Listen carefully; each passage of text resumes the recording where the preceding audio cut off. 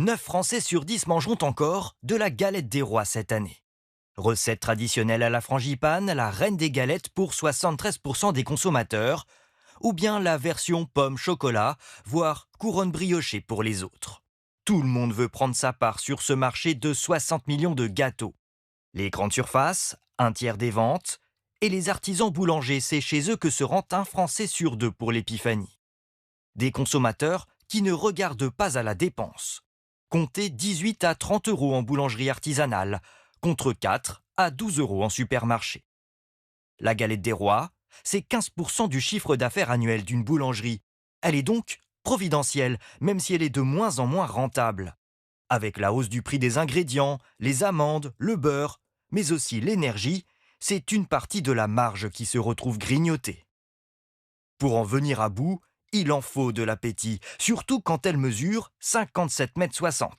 C'est la plus longue galette des rois du monde, réalisée par 5 boulangers à Aurillac en janvier dernier, avec non pas une, mais 570 fèves et autant de rois ou de reines à couronner. Voilà, il y a les inconditionnels de la frangipane, d'autres qui préfèrent les nouveautés apparues ces dernières années, à la pomme, au chocolat. Dans le sud, on l'a vu, on déguste plutôt le gâteau des rois. En matière de galettes, chacun a ses préférences et ses secrets de fabrication. Nabila Tabouri, Marie Petitjean et Alexandre Lépiné. La galette des rois est la magie d'une poudre d'amande.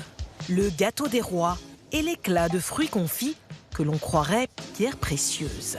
La tradition de l'épiphanie prolonge pour quelques jours encore l'esprit de fête.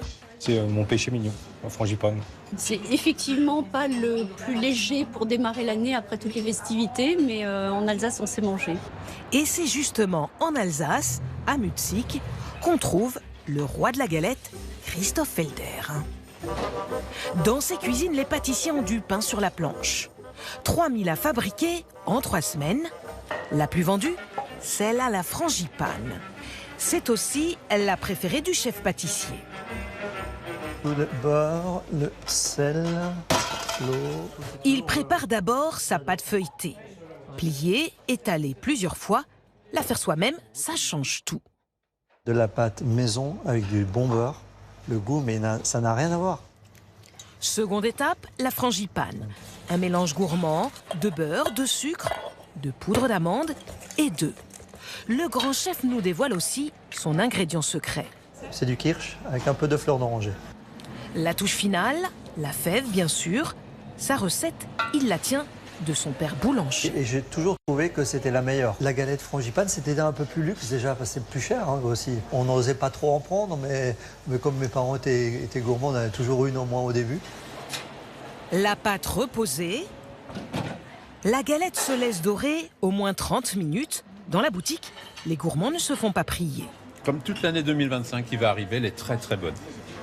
On était 4 filles à la maison et c'était toujours un peu la bataille pour qui aurait la fève.